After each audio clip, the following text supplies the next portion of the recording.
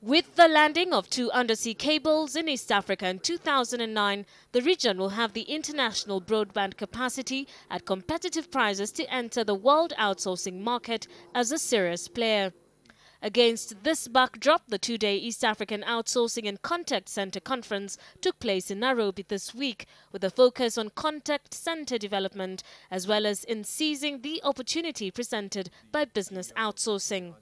The objectives of the conference are to support the local industry by imparting skills and best practices from all over the world to the local BPO and contact center operators. Already, Kenya, Uganda, Tanzania and Rwanda each have developed national BPO, KPO and/or ITO strategies and are at different stages of implementing them. And industry experts feel that the region can enhance its potential to enable it become a top outsourcing destination. This has the makings of a very large industry. It's estimated that worldwide it's a $12 billion industry, and this is not an amount to be ignored. I think that what we must do is we must put in that foundation, create the environment, the legislative environment, the environment with respect to skills development, and of course the infrastructure environment. We certainly have very good advantages. As a country, we've got good skills, we've got a favorable location, we've got the right level of policy. The infrastructure now is getting to a fairly world-class standard with the cables coming in.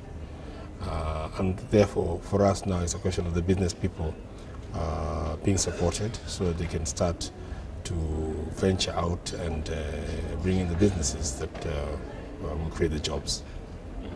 According to a report released by Cyber Media and Talon's research group last month, Asia ranks fast as a top outsourcing destination, with India topping the list with revenues of $40 billion in IT and BPO export services in 2008. The outsourcing growth in Asia was because of volume of resource available to the buying market. There was a lot of value that could be gleaned from that experience for the emerging nations such as Kenya. And also the price point for the market in these third world or emerging countries is such that now you can be competitive. The knowledge that it would be gained in Asia now can be transferred throughout the rest of the global community. Key drivers have obviously been around technological innovation. That's been a key driver. Very young workforce, even say it is not Asia, I'm sure even in Africa, you've got a lot of young people today who are more connected and more networked than what my parents have been and what your parents have been, I'm sure.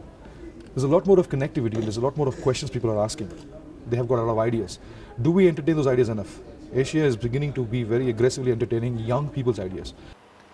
Despite the tough economic times, the outsourcing industry is still booming as dislocations continue to innovate to remain competitive.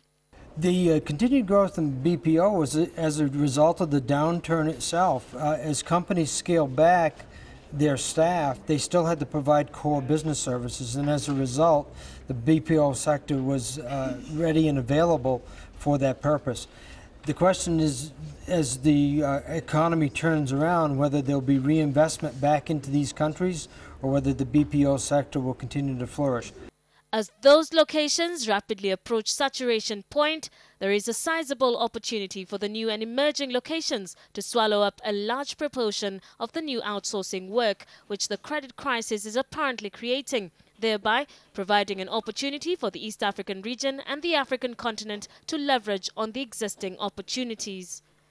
The biggest thing for Africa in terms of becoming a destination is being able to establish its own identity, to utilize the core capabilities that exist in the continent, and to be able to deploy those in the markets in which there's a commonality, whether that's in the medical device area, whether that's in telecom, oil and gas, or banking and finance.